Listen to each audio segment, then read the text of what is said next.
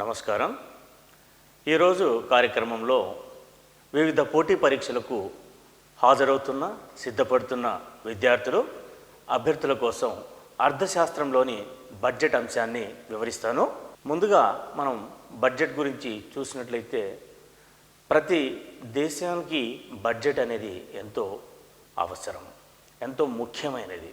ఎందుకంటే ప్రభుత్వం యొక్క ఆదాయ వ్యయాల్ని అంచనా వేసేది, అదేవిధంగా ఆదాయానికి అనుగుణంగా వ్యయం ఎలా చేయాలి, ఇటువంటి విషయాల్ని మనం ఈ బడ్జెట్లో చర్చించడం జరుగుతుంది.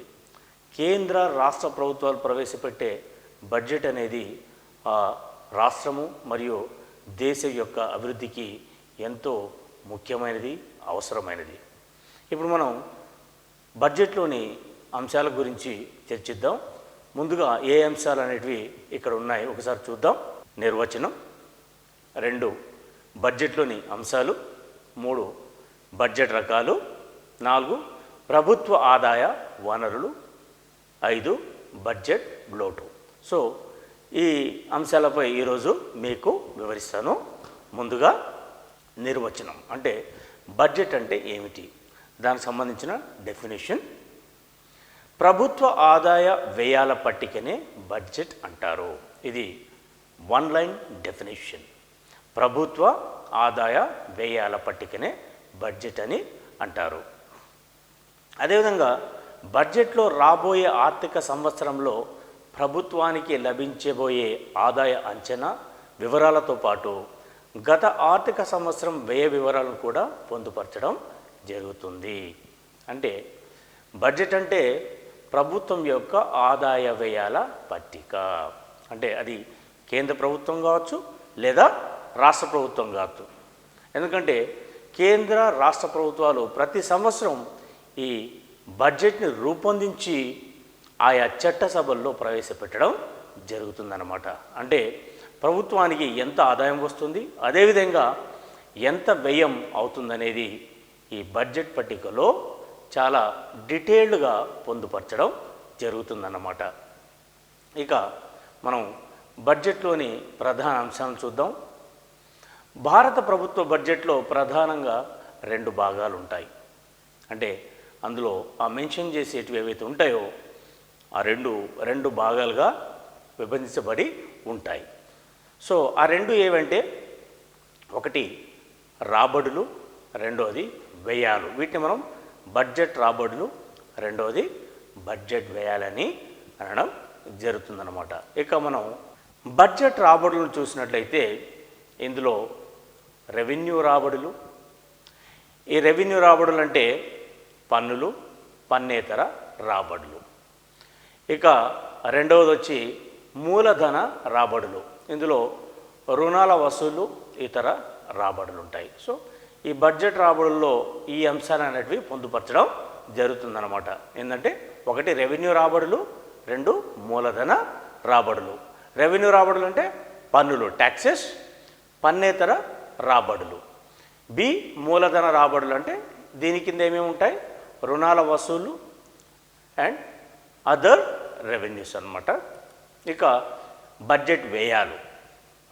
బడ్జెట్ వ్యయాల కింద మనకు 2 ఉన్నాయి ప్రధానంగా. అంటే బడ్జెట్ వ్యయం 2 రకాలు. ఒకటి ప్రణాళిక వ్యయం, 2 ప్రణాళికేతర వ్యయం. దీన్ని మనం ఇంగ్లీష్లో planning expenditure or planned expenditure, రెండోది అన్ప్లాన్డ్ ఎక్స్పెండిచర్ అన్నమాట. సో ఈ ప్రణాళిక వ్యయం కింద చూసినట్లయితే రెవెన్యూ ఖాతాలో ప్రణాళిక వ్యయం, మూల ఖాతాలో ప్రణాళిక వ్యయం. ఇది 2 విధాలుగా ఉంటుందన్నమాట. ఇక ప్రణాళికేతర వ్యయంలో రెవెన్యూ ఖాతాలో ప్రణాళికేతర వ్యయం, మూలధన ఖాతాలో ప్రణాళికేతర వ్యయం. ఇవి బడ్జెట్లోని ప్రధాన అంశాలన్నమాట. ఇప్పుడు మనం బడ్జెట్లోని రకాలను చూద్దాం. రాబడి వ్యయాల మధ్య తేడాను అనుసరించి బడ్జెట్ను ప్రధానంగా 3 రకాలుగా మనం పేర్కొనవచ్చు. అంటే రెవెన్యూ మరియు ఎక్స్పెండిచర్, వీటి మధ్య ఉన్న ఈ డిఫరెన్స్ ఏదైతే ఉందో దాన్ని బేస్గా చేసుకొని మనం బడ్జెట్ని ప్రధానంగా 3 రకాల బడ్జెట్గా విభజింపవచ్చు. ఒకటిది మిగులు బడ్జెట్, దీన్ని మనం ఇంగ్లీష్లో సర్ప్లస్ బడ్జెట్ అంటాం. ఇక రెండవది లోటు బడ్జెట్ అంటే డెఫిసిట్ బడ్జెట్. ఇక మూడవది సంతులిత బడ్జెట్ అంటే బ్యాలెన్స్డ్ బడ్జెట్. అంటే both revenue and expenditure are equal. So ఇప్పుడు మనం ఈ బడ్జెట్ రకాలను ఒక్కొక్క దాన్ని మనం విశ్లేషించి చూద్దాం. ముందుగా మిగులు బడ్జెట్, దీన్ని మనం సర్ప్లస్ బడ్జెట్ అని అంటాం. మొత్తం వ్యయాల కన్నా మొత్తం రాబడులు ఎక్కువగా ఉన్నట్లయితే మిగులు బడ్జెట్ అని అంటారు. మొత్తం వ్యయాల కన్నా మొత్తం రాబడులు ఎక్కువగా ఉన్నట్లయితే మిగులు బడ్జెట్ అంటారు. దీన్ని మనం ఈక్వేషన్ రూపంలో చూసినట్లయితే, చిన్న ఈక్వేషన్ రూపంలో మనం రాబడుల్ని రెవెన్యూ అని అంటాం. దాన్ని మనం ఆర్గా అనుకున్నట్లయితే, అదేవిధంగా ఈ వ్యయాలను ఎక్స్పెండిచర్ అంటాం. దాన్ని మనం లెటర్లో తీసుకున్నట్లయితే E. So if revenue is greater than expenditure R greater than expenditure, so ఈ కండిషన్స్లో అది ఎటువంటి బడ్జెట్గా పేర్కొనబడుతుంది? సర్ప్లస్ బడ్జెట్గా పేర్కొనబడుతుంది అనమాట. అంటే ఆదాయం ఎక్కువ, వ్యయం తక్కువ, లేదంటే వ్యయానికన్నా ఆదాయం ఎక్కువగా ఉండడం. సో ఇటువంటి అంశాలు పొందుపరిచిన బడ్జెట్ ఉన్నప్పుడు దాన్ని మనం మిగులు బడ్జెట్ అని అనడం జరుగుతుంది.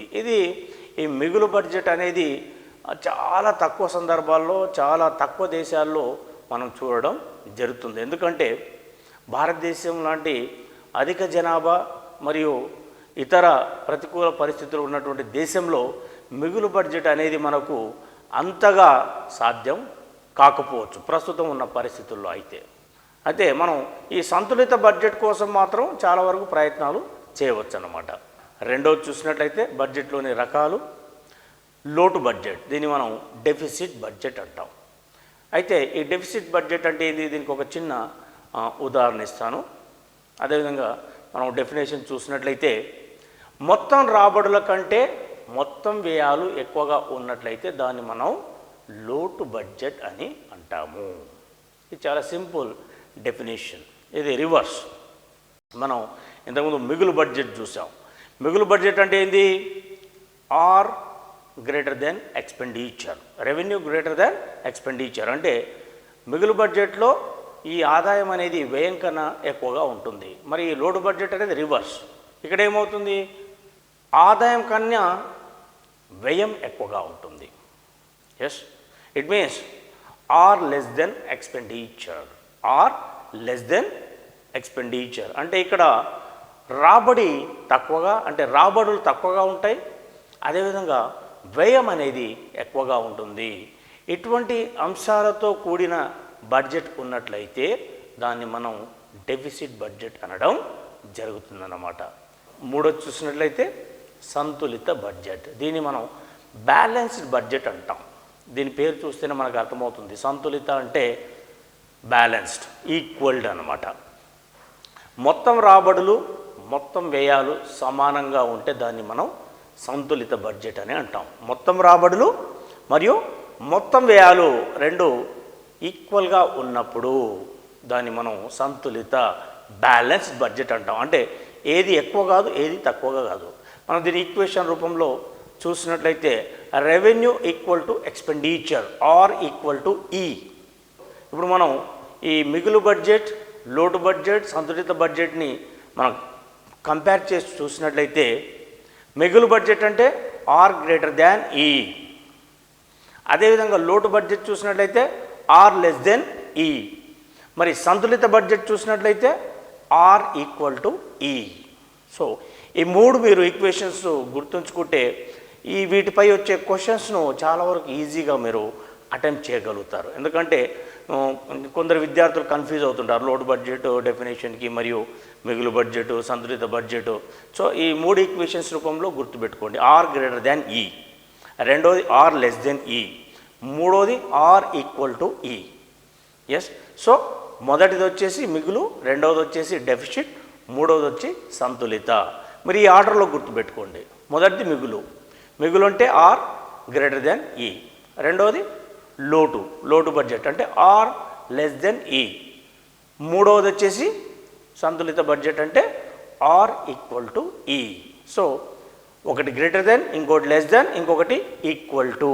ఈ మూడు మీరు హింట్స్ని గుర్తుగా పెట్టుకుంటే ఈ మూడు డెఫినేషన్ సంబంధించి ఎటువంటి క్వశ్చన్ వచ్చినప్పటికీ మీరు సులభంగా అటెంప్ట్ చేసి కరెక్ట్ ఆన్సర్ ఇవ్వగలరు అన్నమాట. ఎస్, ప్రభుత్వ ఆదాయ వనరులు చూద్దాం.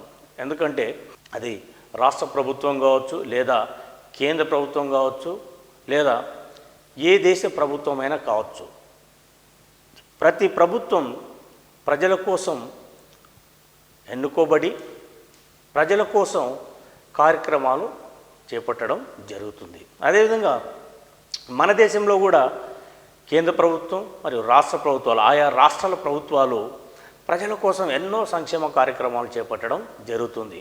అది విద్య కావచ్చు, వైద్యం కావచ్చు, మరి వారికి గృహ అవసరాలు తీర్చడం కావచ్చు, మరియు ప్రజలకు మిగతా కనీస అవసరాలు అందించడం, అంటే త్రాగునీరు అందించడం, మరియు రోడ్స్, కమ్యూనికేషన్స్, మరి ఇటువంటి ఫెసిలిటీస్ అంటే ఇటువంటి సౌకర్యాలు, అవి కనీస అవసరాలు మనం ప్రజలకు కలిగించాలి అని అంటే ప్రభుత్వానికి ఆదాయం తప్పనిసరి.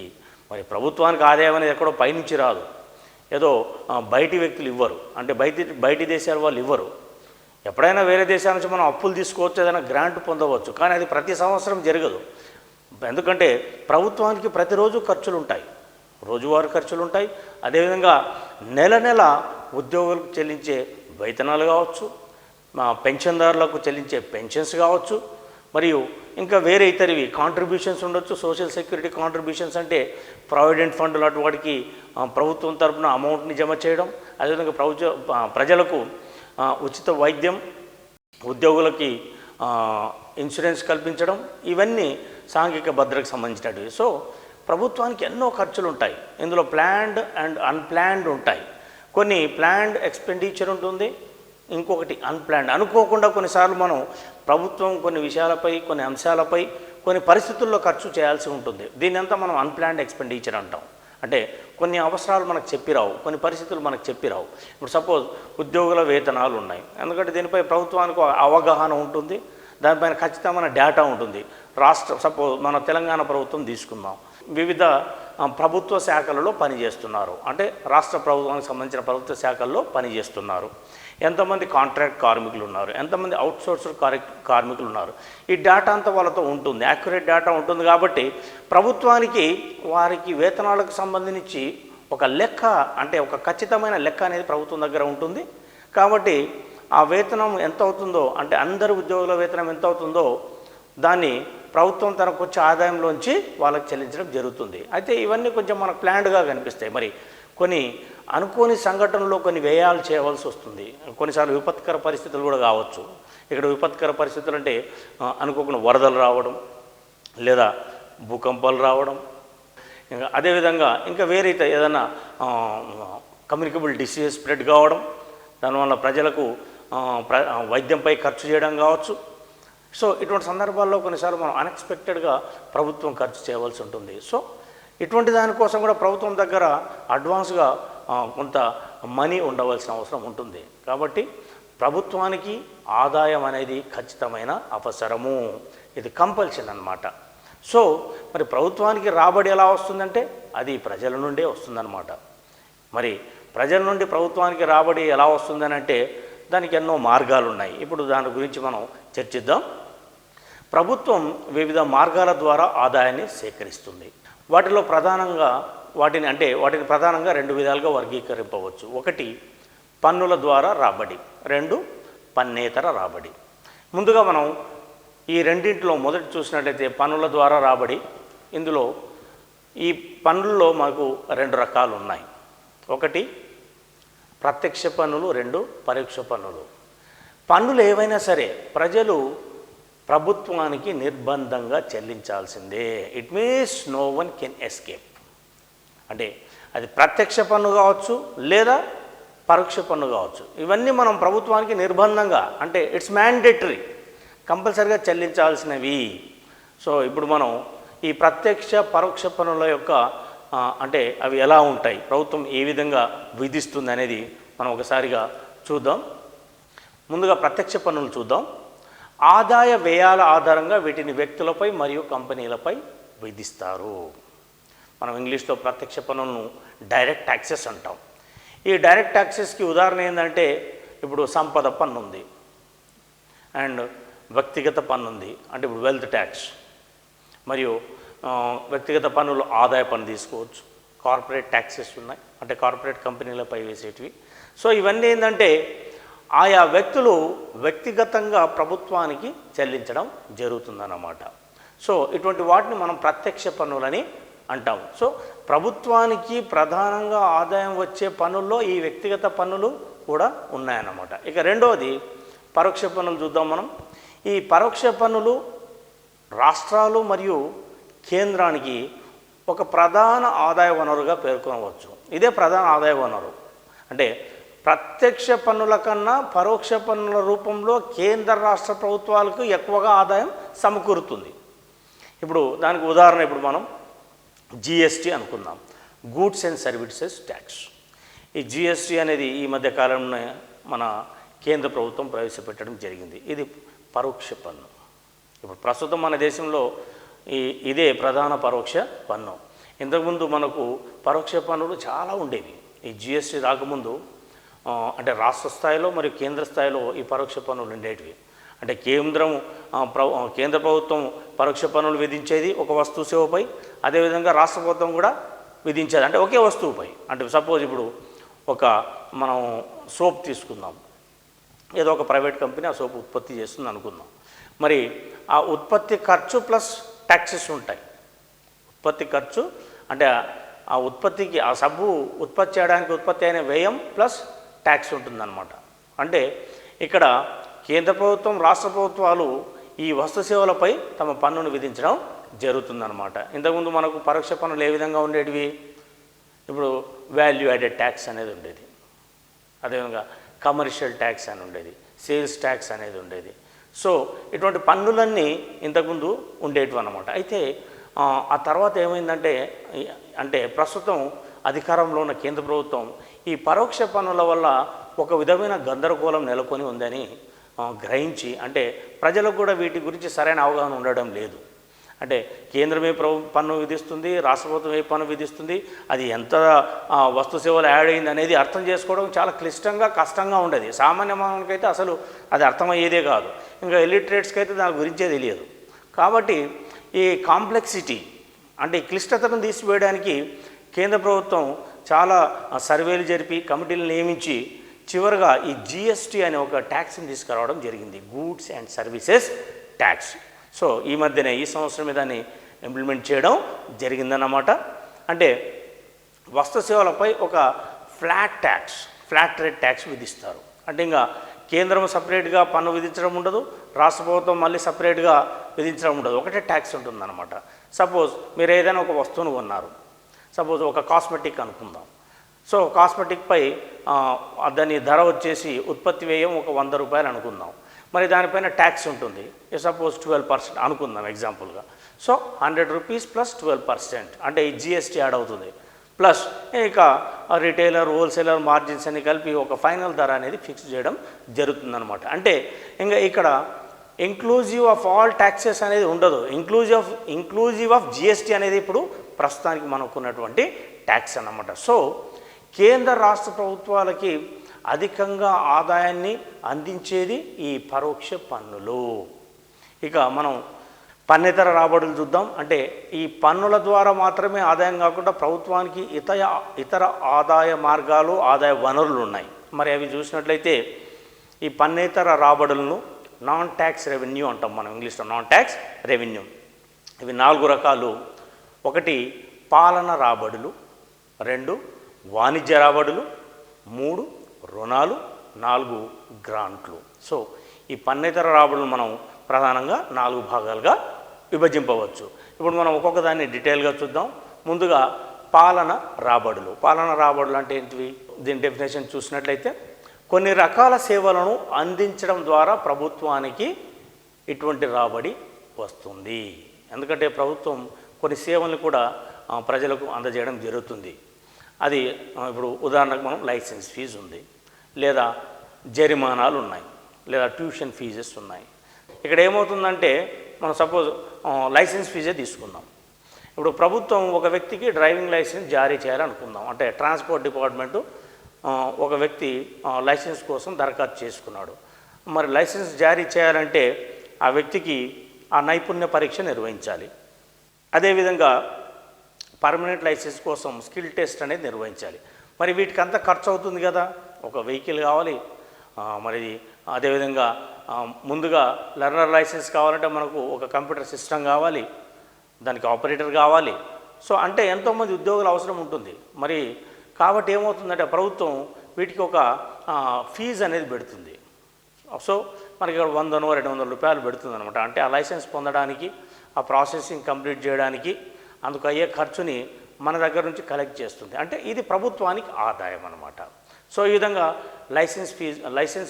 లైసెన్సులు జారీ చేయడం ద్వారా ప్రభుత్వానికి కూడా ఆదాయం అనేది సమకూరుతుంది. అదేవిధంగా షాప్ ఎస్టాబ్లిష్మెంట్స్ ఉంటాయి. ఇప్పుడు నగరాలు, పట్టణాలు, గ్రామాలు వీటిల్లో చాలామంది ఈ షాప్స్ ఓపెన్ చేసి, అంటే హోల్సేల్ రిటైల్ షాప్స్ ఏవైనా కావచ్చు, వాళ్ళు అవి ఓపెన్ చేసి అందులో వస్తు సేవల్ని అమ్మి లాభాలు గడించాలనుకుంటే ముందుగా స్థానిక ప్రభుత్వం నుండి అనుమతి తీసుకోవాలి. దాన్నే మనం లైసెన్స్ అంటాం. సపోజ్ ఒక గ్రామంలో ఒక షాప్ ఓపెన్ చేయాలనుకుందాం. అక్కడ ఆ గ్రామంలో స్థానిక పంచాయతీ నుంచి వాళ్ళు లైసెన్స్ పొందవలసి ఉంటుంది. అదేవిధంగా ఒక పట్టణంలో ఒక wholesale shop, government shop open చేయాలనుకోండి, వాళ్ళు ఆ స్థానిక ప్రభుత్వం ఎంత ఉంటుందో అది మున్సిపాలిటీ, ఇటువంటి వాటి నుంచి వాళ్ళు లైసెన్స్ పొందాల్సి ఉంటుంది. అదే మరి నగరాల్లో వచ్చేసరికి మున్సిపల్ కార్పొరేషన్, ఇటువంటి వాటి నుంచి కూడా పొందవలసి ఉంటుంది. అంటే ఈ లైసెన్సులు జారీ చేయడం వలన, వివిధ రూపాల్లో లైసెన్స్ జారీ చేయడం వల్ల కూడా ప్రభుత్వానికి ఆదాయం వస్తుంది. ఇది పన్నేతర రాబడికి ఒక చక్కటి ఉదాహరణ. అదేవిధంగా జరిమానాలు తీసుకుందాం, మనం వీటిని పెనాల్టీస్ అంటాం. అయితే ఇప్పుడు సపోజ్ వీటి ద్వారా కూడా ప్రభుత్వానికి ఆదాయం వస్తుందంటే వస్తుంది. ఎందుకంటే సపోజ్ మీరు ట్రాఫిక్ వయలేషన్స్ చూడండి. ట్రాఫిక్ వయలేషన్స్ ఇప్పుడు కొన్నిసార్లు ట్రాఫిక్ రూల్స్ని వయలేట్ చేసి వెహికల్ జంప్ చేయించడం, రెడ్ సిగ్నల్ దగ్గర క్రాస్ చేసి వెళ్ళిపోవడం, రాంగ్ ఏరియాస్లో పార్క్ చేయడం, ఇటువంటి ఇంకో డ్రైవింగ్ లైసెన్స్ లేకుండా డ్రైవ్ చేయడం, అంటే ఇప్పుడు ఆర్సీ బుక్ లేకుండా డ్రైవ్ చేయడం, ఇప్పుడు హెల్మెట్ లేకుండా డ్రైవ్ చేయడం, ట్రిపుల్ రైడింగ్, ఇటువంటివన్నీ ఉంటాయి. వీటన్నిటికీ ఏమవుతుందంటే ఈ ట్రాఫిక్ రూల్స్ ఉంటాయి. వీటిని వయలేట్ చేస్తే ఇంత ఫైన్ అనేది ఉంటుంది, ఆ రూల్ బుక్లో మెన్షన్ చేయబడి ఉంటుంది. అంటే చాలామందికి తెలియకపోవచ్చు. మరి నీకు తెలిసినా తెలియకపోయినా ప్రభుత్వం ఈ రూల్స్ పాటించాలి అని చెప్పినప్పుడు మాత్రం ఖచ్చితంగా పాటించాల్సిందే. నాకు తెలియదు అంటే సరిపోదు. కాబట్టి ఒక వెహికల్ నడుపుతున్నప్పుడు, ఒక వెహికల్ కొన్నప్పుడు ఆ వెహికల్ని ఎలా నడపాలి, ఏ సందర్భాల్లో ఏ రూల్స్ పాటించాలని తెలుసుకోవడం నీ డ్యూటీ. నాకు తెలియదంటే సరిపోదు అప్పుడు. కాబట్టి ఏమవుతుందంటే నువ్వు ఏదైనా ఒక ట్రాఫిక్ రూల్ని వయలేట్ చేసినప్పుడు నువ్వు అందుకు సంబంధించిన ఒక పెనాల్టీని గవర్నమెంట్ పే చేయాల్సి ఉంటుంది.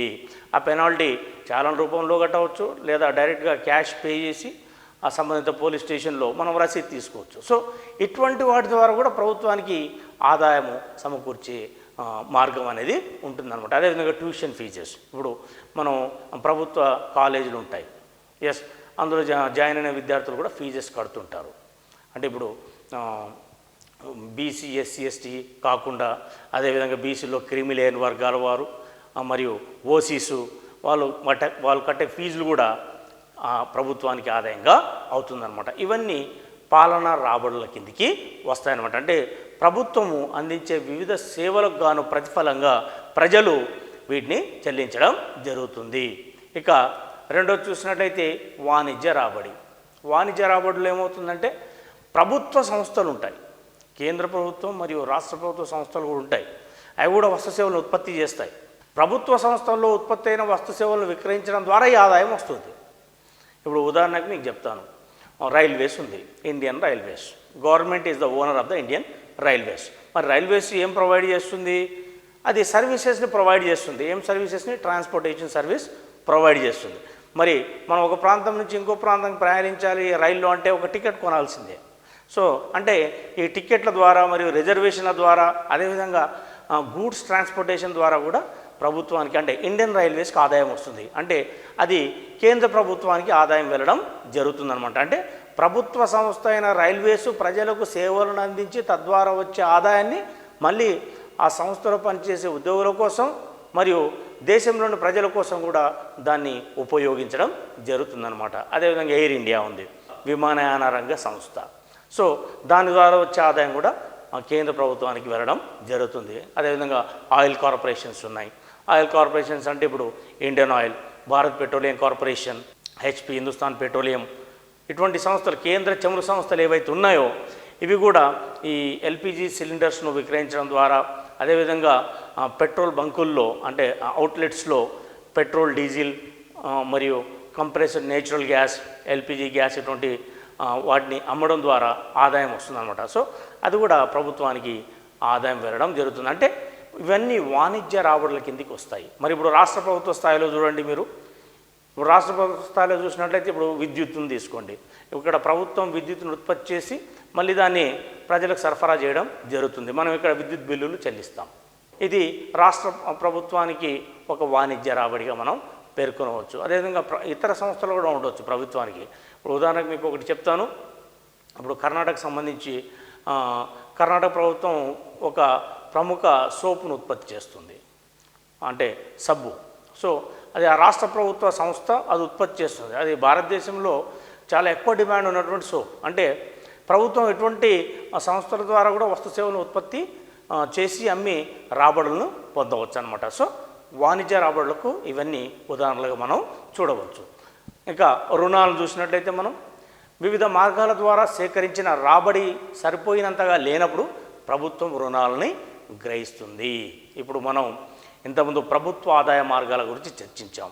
అందులో ప్రధానంగా 2 ఆదాయ మార్గాలు, ఒకటి పన్ను రాబడులు, 2 పన్నేతర రాబడులు. సో ఈ 2 రాబడుల ద్వారా వచ్చే ఆదాయం ప్రభుత్వం యొక్క వ్యయాలకు సరిపోయినంతగా లేనప్పుడు ఏమవుతుందంటే ప్రభుత్వంకి ఇంకా నెక్స్ట్ ఆప్షన్ లోన్స్ తీసుకోవడం. ఎస్, కాబట్టి ఇవి కూడా ప్రభుత్వంకి, దీన్ని ఒక విధంగా చెప్పాలంటే మనం ఆదాయం అనకపోయినప్పటికీ దాన్ని ఆదాయంగానే చూడాలి. అంటే మనం మళ్ళీ రీపే చేయాలి. దీనికి ఉదాహరణ ఏంటంటే స్వదేశీ విదేశీ రుణాలు. ఇక్కడ ప్రభుత్వం ఏం చేస్తుందంటే ఇప్పుడు వ్యయానికి సరిపోయినంత రాబడి లేనప్పుడు రుణాలు తీసుకోవాల్సి ఉంటుంది. అవి తాత్కాలిక, దీర్ఘకాలిక రుణాలు తీసుకోవడం జరుగుతుంది. ఆ రుణాలని స్వదేశీ సంస్థల నుండి తీసుకోవచ్చు, లేదా విదేశీ సంస్థల నుంచి కూడా, లేదా విదేశీ ప్రభుత్వాల నుంచి కూడా తీసుకోవడం జరుగుతుంది. ఇక్కడ మీకు ఉదాహరణ చెప్తాను. స్వదేశీ సంస్థలు, స్వదేశీ బ్యాంకుల నుంచి రుణాలు తీసుకోవచ్చు. ఇక రెండవది ప్రభుత్వం బాండ్లు అమ్మి కూడా రుణాలు స్వీకరించవచ్చు. అంటే ఇప్పుడు ప్రభుత్వం కొన్నిసార్లు బాండ్లు వేలం వేస్తుంది 5 years 10 yearsకి. ఆ బాండ్లను ఎవరైనా కొనవచ్చు. భారత ప్రభుత్వ ప్రజలు ఎవరైనా కొనవచ్చు. ఆ 5 years 10 years తర్వాత మా principal amount plus as well as accrued bonus ఏదైతే ఉందో దాన్ని ప్రజలకు పే చేయడం జరుగుతుందన్నమాట. సో ఇది కూడా రుణం పొందడానికి ఒక దారి. ఇక విదేశీ రుణాలు కూడా పొందడం జరుగుతుంది. అంటే ఎక్కువగా ఇది కేంద్ర ప్రభుత్వం మాత్రమే ఈ విదేశీ రుణాలని ఇతర దేశాల నుంచి పొందడం జరుగుతుందన్నమాట. ఈ విదేశీ రుణాలు 2 విధాలుగా పొందడం జరుగుతుంది. ఒకటి విదేశాల ప్రభుత్వాల ద్వారా రుణాలు పొందడం. రెండవది విదేశీ బ్యాంకుల ద్వారా మరియు ద్రవ్యనిధి సంస్థల ద్వారా కూడా రుణాలు పొందవచ్చు. ఇప్పుడు విదేశీ బ్యాంకులు అంటే వరల్డ్ బ్యాంక్ ఉంది, అదేవిధంగా ఏషియన్ డెవలప్మెంట్ బ్యాంక్ ఉంది, మరి ద్రవ్యనిధి సంస్థలు ఉన్నాయి కొన్ని. సపోజ్ ఇంటర్నేషనల్ మానిటరీ ఫండ్ ఉంది, IMF అంటాం. ఇటువంటి సంస్థల నుండి కూడా మన భారత ప్రభుత్వం రుణాలు పొందవచ్చు అనమాట. అదేవిధంగా విదేశీ ప్రభుత్వాల నుంచి కూడా మనం రుణాలు పొందవచ్చు. ఇప్పుడు జపాన్, అమెరికా మరి కొన్ని ఇతర యూరోపియన్ కంట్రీస్ నుంచి కూడా మనం రుణాలు తీసుకోవచ్చు అనమాట. సో అంటే ప్రభుత్వ రాబడి వ్యయం కన్నా తక్కువగా ఉన్న సమయాల్లో మాత్రమే మనం ఇతర దేశాలు, ఇతర ద్రవ్యనిధి సంస్థలు లేదా స్వదేశీ సంస్థల నుంచి రుణాలు తీసుకోవడం జరుగుతుందన్నమాట. ఇక చివరిగా చూసినట్లయితే గ్రాంట్లు అంటాం. ఇది కూడా ఒక ఆదాయ వనరు ప్రభుత్వానికి. ఒక ప్రభుత్వం మరో ప్రభుత్వానికి చేసే ద్రవ్య సహాయాన్ని గ్రాంట్లు అంటారు. ఒక ప్రభుత్వం మరొక ప్రభుత్వానికి చేసే ద్రవ్య సహాయాన్ని గ్రాంట్లు అంటారు. మరి దీనికి ఉదాహరణలే మనం 3 ఉదాహరణలు చెప్పుకోవచ్చు. ఒకటి విదేశాల నుండి కేంద్ర ప్రభుత్వానికి వచ్చేవి గ్రాంట్లు. అంటే ఒక ఇతర దేశ ప్రభుత్వం మన ప్రభుత్వానికి అందించే ఆర్థిక సహాయం, దీన్ని మనం గ్రాంట్గా పేర్కొంటాం. ఈ గ్రాంట్ను మనం తిరిగి చెల్లించకపోవచ్చు. అంటే అందులో ఉంటుందన్నమాట. గ్రాంట్ అంటేనే ఏంది, ఇది ఒక సహాయం, ఆర్థిక సహాయం. కేంద్ర ప్రభుత్వం నుంచి రాష్ట్ర ప్రభుత్వానికి కూడా గ్రాంట్లు అందుతాయి. అదేవిధంగా రాష్ట్ర ప్రభుత్వం నుంచి స్థానిక ప్రభుత్వాలు కూడా గ్రాంట్లు పొందుతాయి. అంటే చూడండి, ఈ 3 స్టేజెస్ ఉన్నాయి. గ్రాంటు అనేటివి విదేశీ ప్రభుత్వాల నుంచి మన దేశ ప్రభుత్వానికి అందడం. రెండోది, కేంద్ర ప్రభుత్వాల నుంచి రాష్ట్ర ప్రభుత్వాలు కూడా ఈ ఆర్థిక సహాయం గ్రాంట్ల రూపంలో అందుతుంది. మూడవది, రాష్ట్ర ప్రభుత్వం నుంచి స్థానిక ప్రభుత్వాలు అంటే స్థానిక సంస్థలు కూడా గ్రాంట్లు పొందడం జరుగుతుందన్నమాట. అదేవిధంగా ఈ గ్రాంట్లను 2 రకాలుగా పేర్కొనవచ్చు. అంటే 2 సందర్భాల్లో ఈ గ్రాంట్లను ఇవ్వడం జరుగుతుంది. అది ఒక దేశ ప్రభుత్వం కావచ్చు, లేదా కేంద్ర ప్రభుత్వం రాష్ట్ర ప్రభుత్వానికి ఇచ్చేది కావచ్చు, మరి రాష్ట్ర ప్రభుత్వం స్థానిక సంస్థలకు ఇచ్చే గ్రాంట్లు కావచ్చు. 2 సందర్భాలలో ఈ గ్రాంట్లను ఇవ్వడం జరుగుతుంది. అంటే గ్రాంట్లు 2 రకాలు. ఒకటి సాధారణ గ్రాంట్లు, 2 ప్రత్యేక గ్రాంట్లు. ఇప్పుడు మనం సాధారణ గ్రాంట్లను చూసినట్లయితే సాధారణ ఆర్థిక వనరుల కొరత ఏర్పడినప్పుడు ఈ గ్రాంట్ ఇవ్వడం జరుగుతుంది. సాధారణ ఆర్థిక వనరుల కొరత ఏర్పడినప్పుడు సాధారణ గ్రాంట్ అనేటివి ఇవ్వడం జరుగుతుంది. ఇది కొంచెం తక్కువ అమౌంట్గా ఉండే అవకాశం ఉంటుంది. రెండవది ప్రత్యేక గ్రాంట్లు. ఒక ప్రత్యేక ఉద్దేశానికి ఇచ్చే గ్రాంట్లను ప్రత్యేక గ్రాంట్లు అని అంటాం. ఉదాహరణకు విద్య, వైద్యం. అంటే ఏదైనా ఒక ప్రాంతంలో విద్యా వైద్య సౌకర్యాలు చాలా వెనుకబడి ఉన్నాయి, అసలే లేవు అన్నప్పుడు అప్పుడు ఈ మన కొన్ని అభివృద్ధి చెందిన దేశాలైన జపాన్, అమెరికా, ఇంగ్లాండ్ ఇటువంటి దేశాలు ఈ అభివృద్ధి చెందుతున్న దేశాలకు ఇవ్వడం జరుగుతుందన్నమాట. ఆయా దేశాల్లో విద్యా వైద్యంపై ఖర్చు పెట్టడానికి గ్రాంట్లు ఇవ్వడం జరుగుతుంది. అదేవిధంగా కేంద్ర ప్రభుత్వం కూడా రాష్ట్ర ప్రభుత్వాలకి ఇటువంటి గ్రాంట్లు ఇవ్వడం జరుగుతుంది. సో రాష్ట్ర ప్రభుత్వం కూడా స్థానిక సంస్థలకి ఇస్తాయన్నమాట. సో గ్రాంట్లు 2 రకాలు. ఒకటి సాధారణ గ్రాంట్లు, అంటే సాధారణ నిధుల కొరత ఏర్పడినప్పుడు ఇచ్చే గ్రాంట్లను సాధారణ గ్రాంట్లు అని అంటాం. మరి ప్రత్యేక గ్రాంట్లు అంటే ప్రత్యేక పరిస్థితుల్లో ఇచ్చే గ్రాంట్లు. అంటే విద్యా వైద్యాన్ని అభివృద్ధి చేయడం కావచ్చు. ఇంకోటి, ఇక్కడ కొన్ని విపత్కర పరిస్థితులు ఎదురైనప్పుడు కూడా ఆ లోటును పూడ్చడానికి కూడా మనం గ్రాంట్లను పొందవచ్చు. ఇప్పుడు నేపాల్లో భూకంపం వచ్చింది, అప్పుడు మన భారత్ కూడా ఆర్థిక సహాయం చేసింది గ్రాంట్ రూపంలో. అదేవిధంగా సునామీ వచ్చినప్పుడు కావచ్చు. సో ఇటువంటిప్పుడు కూడా కొన్ని దేశాలు ఆయా ప్రభుత్వాలకి గ్రాంట్లను ఇవ్వడం జరుగుతుంది. మరి కేంద్ర ప్రభుత్వం కూడా ఏదైనా రాష్ట్రంలో ఇటువంటి విపత్తులు సంభవించినప్పుడు కూడా గ్రాంట్లని విడుదల చేయడం జరుగుతుందన్నమాట. సో ఇవన్నీ ఆదాయ మార్గాలు. ఇప్పుడు మనం లోటు బడ్జెట్ గురించి చర్చిద్దాం. లోటు బడ్జెట్ అంటే ఏమిటి? ఎందుకంటే ప్రస్తుత తరుణంలో చాలా వరకు ఈ అభివృద్ధి చెందుతున్న దేశాలు ప్రత్యేకంగా మరియు వెనుకబడిన దేశాలు ఈ లోటు బడ్జెట్ను ఎదుర్కొంటున్నాయి. ఎందుకంటే దేశాల్లో రాబడులు తక్కువ, వ్యయాలు ఎక్కువగా ఉంటాయి. సో చాలా వరకు ఈ దేశాలు ఈ లోటు బడ్జెట్ పరిస్థితిని ఎదుర్కోవడం జరుగుతుందన్నమాట. మరి లోటు బడ్జెట్ అంటే ఏమిటి, అందులో రకాలు ఏందనేది ఇప్పుడు మనం చూద్దాం అన్నమాట. ఇప్పుడు లోటు బడ్జెట్ అంటే సింపుల్ డెఫినేషన్, మొత్తం రాబడులను మొత్తం వ్యయాలు అధిగమించినప్పుడు లోటు బడ్జెట్ పరిస్థితులు ఉత్పన్నమవుతాయి. It's a simple definition. మొత్తం రాబడులను మొత్తం వ్యయాలు అధిగమించినప్పుడు, total revenue less than total expenditure. Total revenue less than total expenditure అంటే మొత్తం రాబడులను మొత్తం వ్యయాలు అధిగమించినప్పుడు లోటు బడ్జెట్ పరిస్థితులు అనేటివి ఉత్పన్నమవుతాయి. సో మరి ఈ బడ్జెట్ లోటుని మనం 3 రకాలుగా వర్గీకరింపవచ్చు. ఒకటి రెవెన్యూ లోటు, దీన్ని మనం ఇంగ్లీష్లో రెవెన్యూ డెఫిసిట్ అంటాం. 2 కోశపరమైన లోటు, ఫిస్కల్ డెఫిసిట్. 3వది ప్రాథమిక లోటు, ప్రైమరీ డెఫిసిట్. సో లోటు బడ్జెట్ని 3 రకాలుగా మనం విభజించవచ్చు. ప్రపంచంలోని చాలా వరకు ఈ అభివృద్ధి చెందుతున్న దేశాలు, బాగా వెనుకబడిన దేశాలు ఈ 3 లోటు బడ్జెట్లో ఏదో ఒక లోటు బడ్జెట్ని అవి ఎక్స్పీరియన్స్ అవుతూ ఉంటాయి. ఇక ముందుగా మనం రెవెన్యూ లోటు చూద్దాం, అంటే రెవెన్యూ డెఫిసిట్ని. రెవెన్యూ ఖాతాలో రెవెన్యూ రాబడిని రెవెన్యూ వ్యయం అధిగమించడాన్ని బడ్జెట్ రెవెన్యూ లోటు అంటారు. ఇక్కడ డెఫినేషన్ చూడండి, రెవెన్యూ ఖాతాలో రెవెన్యూ రాబడిని రెవెన్యూ వ్యయం అధిగమించడాన్ని బడ్జెట్ రెవెన్యూ లోటు అంటారు. అంటే ఇక్కడ only we are discussing about revenue of government. So ఆ రెవెన్యూ మనకు దేని ద్వారా వస్తుంది? ఏ సోర్సెస్ ద్వారా? పన్ను మరియు పన్నేతర, ఈ 2 ఆదాయ మార్గాల ద్వారా వస్తుంది. సో ఈ రెండు మార్గాల ద్వారా వచ్చే ఆదాయం అయితే ఏదైతే ఉందో దాన్ని ఎప్పుడైతే ఈ రెవెన్యూ వ్యయం అధిగమిస్తుందో దాన్ని మనం రెవెన్యూ లోటు అని అంటాం. దీన్ని మనం రెవెన్యూ డెఫిసిట్ అంటాం. ఇక్కడ ఎగ్జాంపుల్ చూస్తాను. ఒకటి ప్రభుత్వ రెవెన్యూ. ఇప్పుడు ప్రభుత్వ రెవెన్యూ అంటే ఏమిటి? పన్ను మరియు పన్నేతర రాబడులు. పన్ను మరియు పన్నేతర రాబడులు. రెండవది ప్రభుత్వ ఖర్చు, అప్పులపైన వడ్డీల చెల్లింపు, పెన్షన్స్, రాష్ట్ర ప్రభుత్వాలకు గ్రాంట్లు. ఇవన్నీ రెవెన్యూ ఎక్స్పెండిచర్ కిందికి వస్తాయి. ఇక్కడ మీరు ఒక విషయం కన్ఫ్యూజ్ కావద్దు. Revenue and expenditure, revenue and expenditure వీటి మధ్యలో ఈ తేడా చూడండి. రెవెన్యూ రాబడి, రెవెన్యూ రాబడి అంటే ప్రభుత్వానికి ఆదాయ మార్గాలు రెండు. ఒకటి పన్ను రాబడి, పన్నేతర రాబడి. మరి అదేవిధంగా ఈ ప్రభుత్వ ఖర్చు అనేది దేనిపైన చేయడం జరుగుతుంది? అప్పులపైన వడ్డీలు, అంటే వడ్డీలు చెల్లించడం. అది స్వదేశీ విదేశీ ఏవైనా ఎక్కడి నుంచైనా మనం ఆ లోన్స్ తీసుకొని వచ్చి ఉండవచ్చు. రెండోది పెన్షన్స్, అంటే ఇప్పుడు రిటైర్ అయిన ప్రభుత్వ ఉద్యోగులకి పెన్షన్స్ ఇవ్వడం, అదేవిధంగా వృద్ధులకు, వికలాంగులకు, ఇటువంటి వాళ్ళకు కూడా పెన్షన్స్ ఇవ్వడం జరుగుతుంది. ఇవన్నీ కంపల్షన్స్ అన్నమాట, obligations.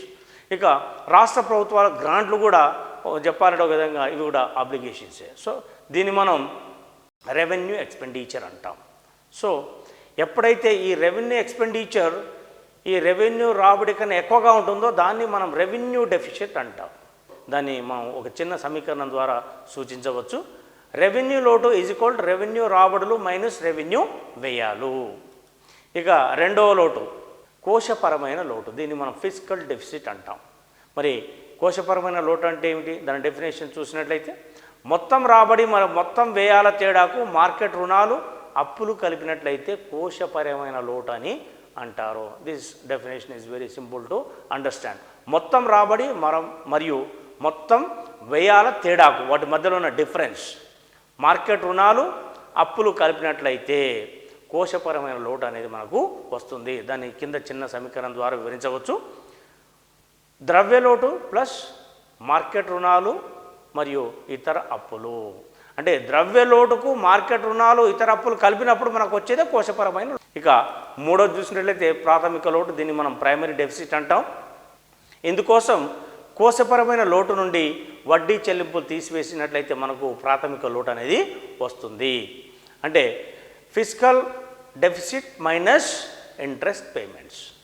Very simple to understand.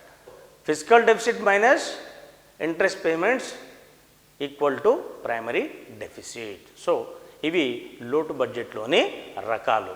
ఇక మనం జాతీయ ఆదాయం బడ్జెట్పై మోడల్ ప్రశ్నలు చూసినట్లయితే ఎటువంటి ప్రశ్నలు వచ్చే అవకాశం ఉంటుంది. ఎందుకంటే ఈ జాతీయ ఆదాయం బడ్జెట్ ప్లానింగ్ ఇవన్నీ కొంచెం డేటాతో ముడిపడి ఉంటాయి.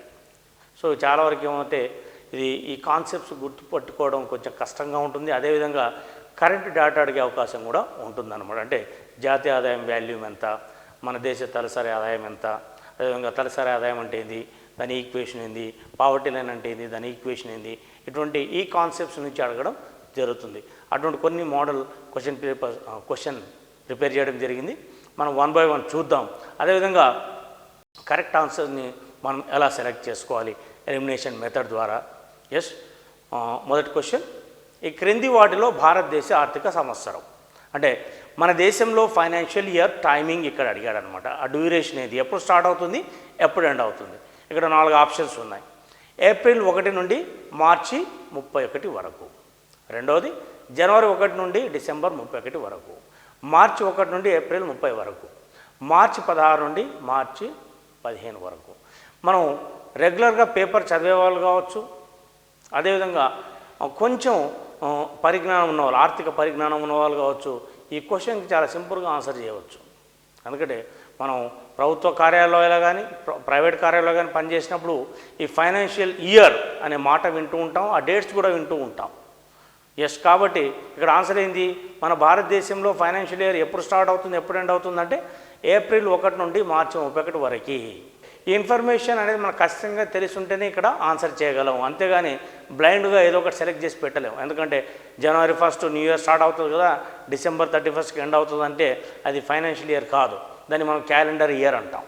సో ఏ దేశంలోనైనా ఈ ఫైనాన్షియల్ ఇయర్ అనేది చాలా వరకు ఏప్రిల్ 1 నుంచి మార్చ్ 31 వరకు ఉంటుంది. కొన్ని దేశాల్లో తేడాలు ఉండవచ్చు అనమాట. ఇక రెండవది వచ్చేసి జీడిపి నుండి తరుగుదల తీసివేసిన తర్వాత జీడిపి యొక్క నికర విలువ. కొంచెం కన్ఫ్యూజన్ ఉంది చూడండి ఇక్కడ క్వశ్చన్లో. జీడిపి నుంచి తరుగుదల అంటే depreciation. GDP minus depreciation leads to, question ఏంది చాలా సింపుల్, అర్థం చేసుకుంటే మనం జీడిపిలోంచి డిప్రిషియేషన్ తీసివేస్తే వచ్చేది ఏది అనేది ఇక్కడ ప్రశ్న. అయితే కొంచెం ట్విస్ట్ చేసి అడగడం జరిగింది ఇక్కడ. జీడిపి నుండి తరుగుదల తీసివేసిన తర్వాత జీడిపి యొక్క నికర విలువ అంటే కింద మనకు ఆప్షన్స్ ఏమున్నాయి, నికర జాతీయ ఉత్పత్తి ఎన్ఎన్పి, మరియు నికర దేశీయ ఉత్పత్తి, స్థూల జాతీయ ఉత్పత్తి, నాలుగోది వినియోగించలేని సంపాదన. ఇక్కడ చూడండి ఒక కంప్లీట్ రెండు ఆపోజిట్ ఆన్సర్స్ ఉన్నాయి, ఒక సిమిలర్ ఆన్సర్ ఉంది, మరి ఇంకొకటి ఎగ్జాక్ట్ ఆన్సర్ ఉంది. మరి ఇప్పుడు మనం కంప్లీట్ ఆపోజిట్ ఉన్న ఆన్సర్ చూసినట్లయితే మనం ఇక్కడ వినియోగించలేని సంపాదన అనేది కంప్లీట్ ఆపోజిట్ ఆన్సర్ అవుతుంది. ఎందుకంటే ఇది జీడిపి కానీ ఎన్ఎన్పి కానీ జిఎన్పి కానీ నేషనల్ ఇన్కమ్ కానీ ఎక్కడ సంబంధం లేనటువంటి ఆప్షన్. దీన్ని మనం అవుట్రైట్గా తీసివేయచ్చు అనమాట. ఇక నెక్స్ట్ వచ్చేసి కొంచెం కన్ఫ్యూజింగ్గా ఉన్న ఆన్సర్ ఏముంది ఇక్కడ మనకు, ఎన్ఎన్పి ఉంది, ఎన్డిపి ఉంది, జీడిపి ఉంది. సో ఇక్కడ మన క్వశ్చన్ ఏంది, GDP minus depreciation equal to అంటే వచ్చే ఆన్సర్ ఏంది అనేది. మరి దాన్ని ఇక్కడ క్వశ్చన్లోనే ఆ సగం ఆన్సర్ ఇవ్వడం జరిగింది, నికర విలువ అన్నాడు. నికర అన్నప్పుడు మనకి ఏ బిలోంచే ఆన్సర్ వస్తుంది అన్నమాట. అంటే అప్పుడు సి కూడా రాంగ్ ఆప్షన్ అవుతుంది. స్థూల జాతీయ ఉత్పత్తిని మనం స్ట్రైక్ అవుట్ చేయవచ్చు. మరి ఇక్కడ మిగిలినది ఏ అండ్ బి, ఇందులోనే మన కరెక్ట్ ఆన్సర్ ఉంది. ఇంకొకటి చాలా దగ్గర ఆన్సర్ ఉంది. కాబట్టి ఇప్పుడు మనం చూసినట్లయితే GDP minus depreciation equal to మనకి నికర జాతీయ ఉత్పత్తి అవుతుందా, నికర దేశీయ ఉత్పత్తి అవుతుందా, ఈ రెండిట్లోనే ఆన్సర్ క్లియర్గా ఉంది. జాతీయ అంటే నేషనల్, దేశీయ అంటే domestic. Answer is very clear because this question belongs to GDP. అంటే అప్పుడు దేశీయ అవుతుంది. మరి ఏబిలో దేశీయ అనే పదం ఎక్కడుంది, ఆప్షన్ బిలో ఉంది. అవుట్ రైట్గా ఇది కరెక్ట్ ఆన్సర్గా మీరు సెలెక్ట్ చేయవచ్చు. ఈ విధంగా కొంచెం ట్విస్ట్ చేసి అడగడం జరుగుతుంది. ఇక మూడోది చూడండి, దేశం యొక్క సగటు ఆదాయాన్ని ఏమని అంటారని అడిగాడు. ఇక్కడ 4 ఆప్షన్స్ ఇచ్చాడు. తలసరి ఆదాయం, 2 వినియోగించలేని సంపాదన, 3 ద్రవ్యోల్బణం రేటు, 4 నిజమైన జాతీయ ఆదాయం. ఇక్కడ మనం కంప్లీట్ రాంగ్ ఆన్సర్ తీసివేయాలి ఫస్ట్. అంటే సగటు ఆదాయం అనే దాన్ని రిఫ్లెక్ట్ చేయని ఆన్సర్ ఏదైతే ఉందో దాన్ని తీసివేయాలి. దీన్నే మనం ఎలిమినేషన్ మెథడ్ అంటాం. అంటే striking out opposite answer, striking out non relevant answer, striking out confusion answer, ఇటువంటివన్నీ మనం తీసివేయాల్సి ఉంటుంది ఎలిమినేషన్ పద్ధతిలో. మనం కంప్లీట్ రాంగ్ ఆన్సర్ ఇక్కడ దేశం యొక్క సగటు అంటే యావరేజ్ అన్నప్పుడు నిజమైన జాతీయ ఆదాయం అనేది ఎక్కడ వర్తించదు. ఎందుకంటే సగటు అనేది ఇట్ బిలాంగ్స్ టు ఇండివిజువల్. మరి జాతీయ అనేది it indicates the whole as a whole. అప్పుడు ఇది కంప్లీట్ ఆపోజిట్ ఆన్సర్ అవుతుంది. సో డి అనేది మనం స్ట్రైక్ అవుట్ చేయొచ్చు. కంప్లీట్ ఆపోజిట్ ఆప్షన్ అన్నమాట. మరి ఇంకోటి ద్రవ్యోల్బణం రేటు ఉంది. ద్రవ్యోల్బణం రేటు కాదు, ఇక్కడ మనం ఆదాయం గురించి చర్చిస్తున్నప్పుడు ద్రవ్యోల్బణం అనేది ఇక్కడ ఏమాత్రం సూటబుల్ కాదన్నమాట. అటువంటిప్పుడు దీన్ని కూడా మనం తీసివేయవచ్చు. ఇక్కడ మిగిలింది మనకి ఏ అండ్ బి. సో సగటు అన్నప్పుడు ఏమవుతుంది, మనం మైండ్లో ఒకటి రిమెంబర్ చేసుకోవాలి. మనం ఈ జాతీయ ఆదాయానికి సంబంధించి భావనలు చదివేటప్పుడు ఏవేవి చదువుతాం, జాతీయ ఆదాయం, national income and gross domestic product and net national product. వీటిలో ఎక్కడైనా సగటు అనేది ఉందా, సగటు అనే పదం ఉందా అంటే యావరేజ్ లేదు. జిఎన్పిలో లేదు, ఎన్ఎన్పిలో లేదు, జీడిపిలో లేదు, నేషనల్ ఇన్కమ్లో ఎక్కడ సగటు అనేది లేదు. మరి అప్పుడు ఇక్కడ బి అనేది కరెక్ట్ ఆన్సర్ అవుతుందా, లేదు. మరి మిగిలింది ఏది మనకు, ఒకటే తలసరి ఆదాయము. తలసరి అంటేనే సగటు ఆదాయం. అంటే ఒక వ్యక్తి ఆదాయాన్ని సూచిస్తుంది కాబట్టి దీన్ని సగటు ఆదాయం అంటాం. సో తలసరి ఆదాయం అనేది కరెక్ట్ ఆన్సర్ అన్నమాట. ఇక ఇంకో ఎగ్జాంపుల్ చూడండి, భారతదేశంలో జాతీయ ఆదాయాన్ని లెక్కించడానికి ఉపయోగించే పద్ధతి. ప్రతి దేశ జాతీయ ఆదాయాన్ని లెక్కించడానికి ముఖ్యంగా 3 పద్ధతులు వాడడం జరుగుతుంది. ఆ 3లో ఏదో ఒకటి వాడవచ్చు, 2 వాడవచ్చు. కొన్ని దేశాలు మరి ఆ డేటాను క్రాస్ చెక్ చేసుకోవడానికి 3 కూడా వాడవచ్చు. ఆ 3 ఏంటివి, ఉత్పత్తి పద్ధతి, 2 ఖర్చు పద్ధతి, 3 ఆదాయం పద్ధతి. సో మనకి ఇక్కడ 4 ఆప్షన్స్ ఇచ్చాడు. డి వచ్చేసి పై అన్ని అన్నాడు. ఎస్, కాబట్టి మనం ఇక్కడ ఉత్పత్తి పద్ధతి చూసినట్లయితే, ఉత్పత్తి పద్ధతి అంటే ఏంది? ఆ దేశంలో ఉత్పత్తి చేయబడిన వస్తు సేవల యొక్క విలువను అంచనా వేసి తయారు చేసే జాతీయ ఆదాయము, ఇదొక మెథడ్. 2 ఖర్చు పద్ధతి అంటే వస్తు సేవను ఉత్పత్తి చేయడానికి ఉత్పత్తి కారకాల కోసం ఎంత వెచ్చించాము, ఇది ఖర్చు అవుతుంది. సో ఇది కూడా ఒక మెథడ్. జాతీయ ఆదాయాన్ని క్యాలిక్యులేట్ చేయాలంటే ఇది ఒక మెథడ్. 3వది ఆదాయం. ఆదాయం అంటే వేరియస్ ఫ్యాక్టర్స్ ఆఫ్ ప్రొడక్షన్స్కి ఎంత ఆదాయం వచ్చింది, కాబట్టి ఇదొక పద్ధతి. సో 3 పద్ధతులు కరెక్ట్ అయినవి. మరి మన దేశంలో ఏ పద్ధతి ఉపయోగిస్తారంటే మనకి ఇక్కడ ఇన్ఫర్మేషన్ తెలిసి ఉండాలి. జాతీయ ఆదాయాన్ని అంచనా వేయడానికి 3 పద్ధతులు ఉపయోగిస్తారు. 3 వాడచ్చు, 2 వాడచ్చు, 1 వాడచ్చు, 3 కరెక్టే. మరి ఇక్కడ మనకు వచ్చే కన్ఫ్యూజన్ ఎక్కడంటే మన దేశంలో ఏ పద్ధతి వాడతారు అనేది కావాలి. అప్పుడు మనకి ఇన్ఫర్మేషన్ తెలిసింటే కానీ దీనికి కరెక్ట్ ఆన్సర్ ఇవ్వలేము. ఇక్కడ ఎలిమినేషన్ మెథడ్ అనేది మనకు పనిచేయదు, ఎందుకంటే ఇక్కడ ఇన్ఫర్మేషన్ బేస్డ్, ఇది ఇన్ఫర్మేషన్ బేస్డ్ క్వశ్చన్ ఇది. అప్పుడు మనం డి అయినా పెట్టాలి, లేదా ఏ అయినా పెట్టాలి, సి అయినా పెట్టాలి, బి అయినా పెట్టాలి. మరి దీంట్లో ఏ ఒకటి సెలెక్ట్ చేసినా అది మన దేశానికి వర్తించవచ్చు, వర్తించకపోవచ్చు. మీరు జస్ట్ ప్రాబబిలిటీ పైన పెడతారు. కానీ నిజంగా చెప్పాలంటే, అంటే వాస్తవంగా చెప్పాలంటే, భారతదేశంలో ఈ జాతీయ ఆదాయాన్ని లెక్కించడానికి 3 పద్ధతులు వాడతాం. కొన్నిసార్లు 1 పద్ధతి వాడతాం, కొన్నిసార్లు 2 వాడతాం, కొన్నిసార్లు 3 కూడా వాడతాం. అంటే అప్పుడు ఆన్సర్ ఏమవుతుంది? పైవన్నీ. సో అప్పుడు ఇది కరెక్ట్ ఆన్సర్. ఇక్కడ ఇంకో క్వశ్చన్ చూద్దాం.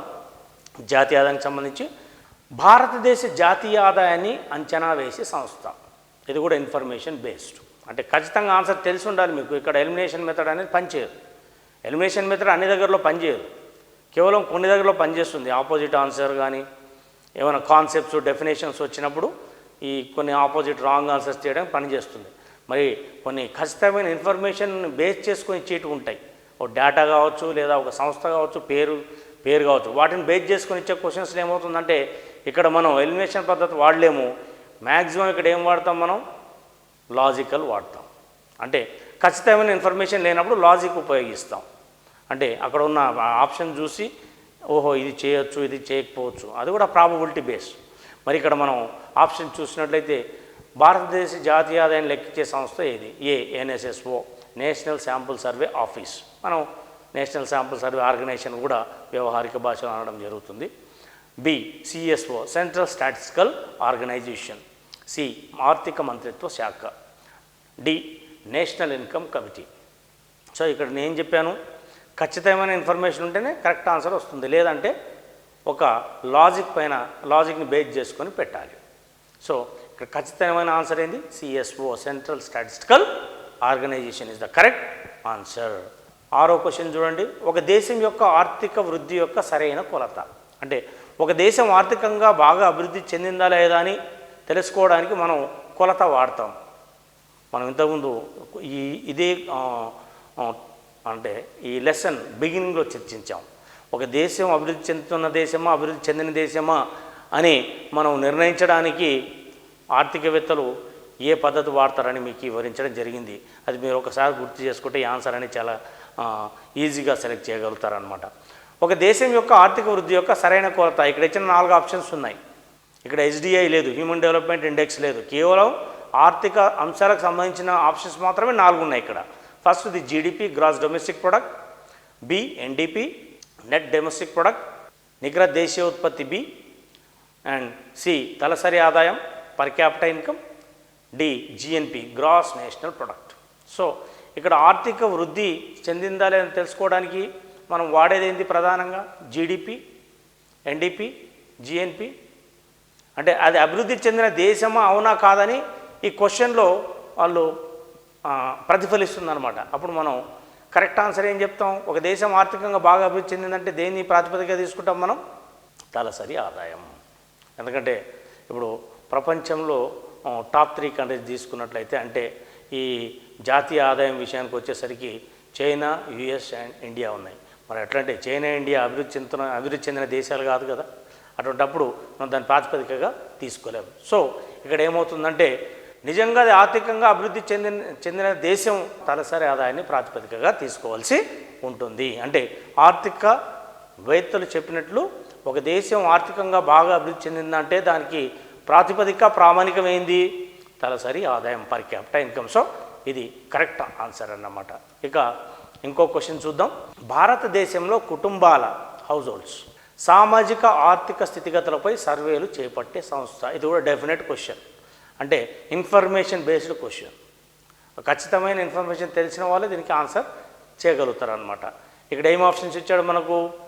ఇండియన్ స్టాటిస్టికల్ ఇన్స్టిట్యూట్, మనం షార్ట్ ఫామ్లో ఐఎస్ఐ అంటాం. B, national sample survey office, NSSO. C, central statistical organisation, CSO. D, Indian council of social science research. ఈ 4 ప్రభుత్వ సంస్థలు, 4 కేంద్ర ప్రభుత్వ సంస్థలు. మరి ఈ అధికారికంగా ఈ కుటుంబాల సామాజిక ఆర్థిక స్థితిగతులపై సర్వే చేసే అధికారం కూడా కేంద్ర ప్రభుత్వానికి ఉంటుంది.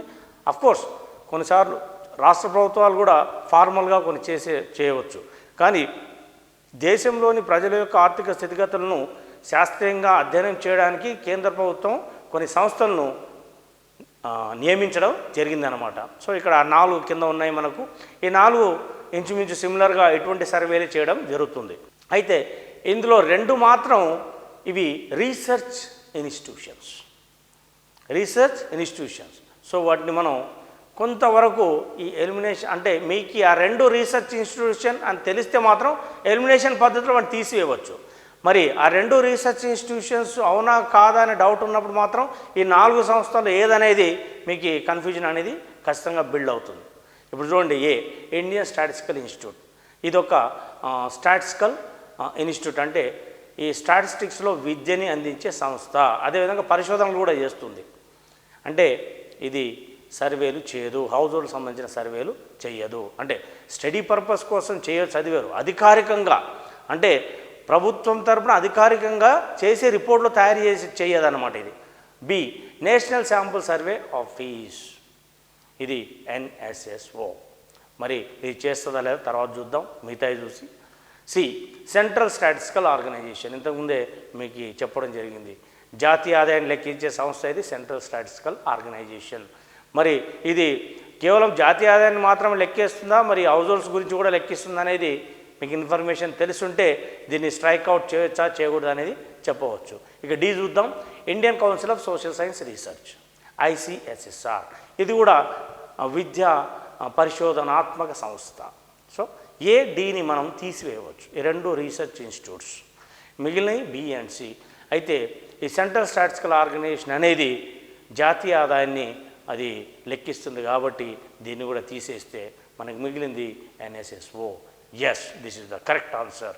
నేషనల్ శాంపుల్ సర్వే ఆఫీస్ ఈ households social and economic status పైన ఎవ్రీ ఇయర్ సర్వే కండక్ట్ చేసి దేశవ్యాప్తంగా ఆ రిపోర్ట్స్ని కేంద్ర ప్రభుత్వానికి సమర్పించడం జరుగుతుంది. దాన్ని ప్రణాళికా సంఘం ముద్రించి అన్ని రాష్ట్ర ప్రభుత్వాలకు, గ్రంథాలయాలకు పంపించడం జరుగుతుందన్నమాట. సో ఇది ఇన్ఫర్మేషన్ బేస్డ్ క్వశ్చన్. సో మీకు ఆ ఇన్ఫర్మేషన్ తెలిసినప్పుడే వీటికి ఆన్సర్ చేయడం అనేది జరుగుతుంది. ఇక్కడ ఇంకో క్వశ్చన్ చూద్దాం. ఇండియన్ ఎయిర్లైన్స్ సంస్థ ఆదాయం ఈ క్రింది వాటిలో దేనికి చెందుతుంది? ఇండియన్ ఎయిర్లైన్స్ సంస్థ ఆదాయం కింది వాటిలో దేనికి చెందుతుంది? ఇక్కడ క్వశ్చన్ మనం విడగొట్టినట్లయితే Indian airlines government of India, కేంద్ర ప్రభుత్వానికి చెందిన ఒక సంస్థ. ఆదాయం, రెండోది ఆదాయం, దీనికి ఆదాయం వస్తుంది ఎందుకంటే ఇవి ప్యాసింజర్ సర్వీసెస్ని నడుపుతుంటాయి, డొమెస్టిక్, ఇంటర్నేషనల్. దాని ద్వారా ఆదాయం వస్తుంది, టికెట్ల రూపంలో ఆదాయం వస్తుంది. మూడో అంశం, ఈ ఆదాయం ఎవరికి వెళ్తుంది? క్వశ్చన్ స్ప్లిట్ చేస్తే 3 రకాలుగా. ఒకటి, Indian airlines belongs to central government and it earns profits, and 3 that profits goes to.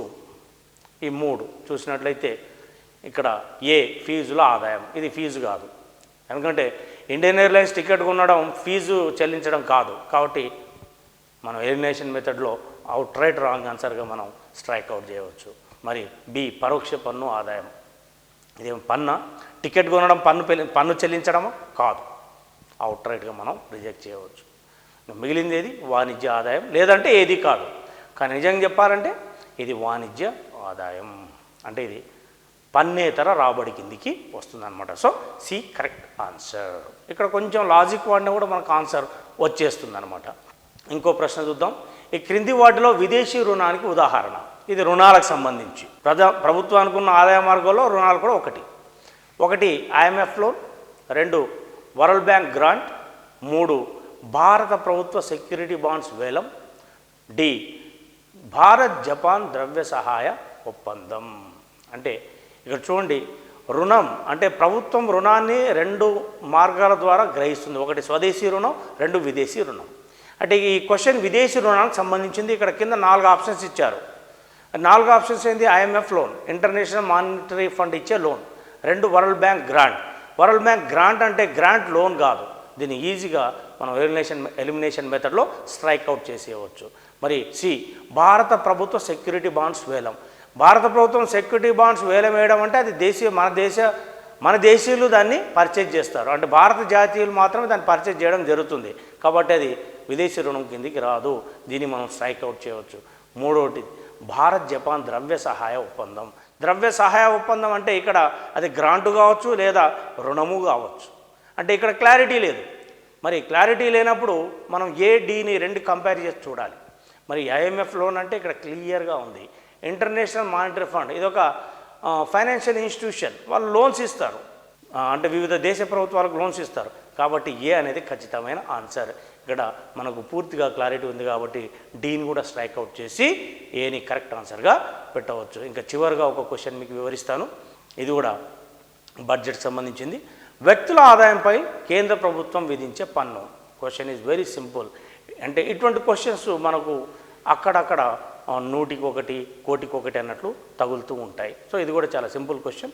వ్యక్తుల ఆదాయంపై కేంద్ర ప్రభుత్వం విధించే పన్ను, ఇది ఇండివిజువల్ ట్యాక్స్. ఇక్కడ 4 ఎగ్జాంపుల్స్ ఉన్నాయి. ఆదాయ పన్ను, జిఎస్టీ, సంపద పన్ను, కార్పొరేషన్ పన్ను. So answer is very simple. GST పరోక్ష పన్ను, ఇది గూడ్స్ అండ్ సర్వీసెస్ పై వేసేది. అండ్ సంపద పన్ను అంటే వెల్త్ ట్యాక్స్. అండ్ 3వది కార్పొరేషన్ పన్ను. సో ఆన్సర్ ఈజ్ ఆదాయ పన్ను. అంటే మన ఇన్కమ్ ట్యాక్స్ అనేది ఇక్కడ కరెక్ట్ ఆన్సర్ అనమాట. సో డియర్ ఆస్పిరెంట్స్, మనం క్వశ్చన్స్కి ఆన్సర్ సెలెక్ట్ చేసేటప్పుడు ముందుగా మనం ఆ క్వశ్చన్ ఇన్ఫర్మేషన్ బేస్డ్ క్వశ్చనా కాదా అని చూసుకోవాలి. 2వది, ఏదైనా కాన్సెప్ట్స్పై క్వశ్చన్స్ అడిగినప్పుడు వాటికి మనం ఆన్సర్ సెలెక్ట్ చేసేటప్పుడు ఎలిమినేషన్ మెథడ్లో రాంగ్ ఆన్సర్స్ని ఎలా తీసివేయాలి, సిమిలర్ ఆన్సర్స్ని ఎలా తీసేయాలి, ఆపోజిట్ ఆన్సర్స్ ఎలా తీసివేయాలనే దానికి మనం కొంచెం లాజిక్ అనేది అప్లై చేయవలసి ఉంటుంది. సో ఈరోజు కార్యక్రమం ఇంతటితో సమాప్తం. నమస్కారం.